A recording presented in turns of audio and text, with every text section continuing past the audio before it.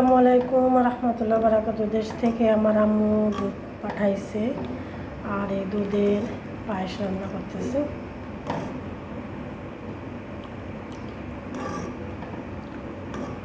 দেখেন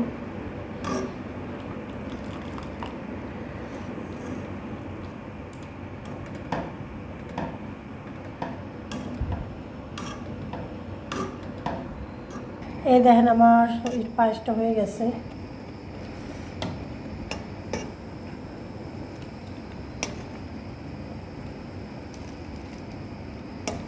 এখানে পায়েসটা দুইটা ভাগ করা হইতেছে, একটার মধ্যে চিনি বেশি, একটার মধ্যে একটু চিনি কম হইব।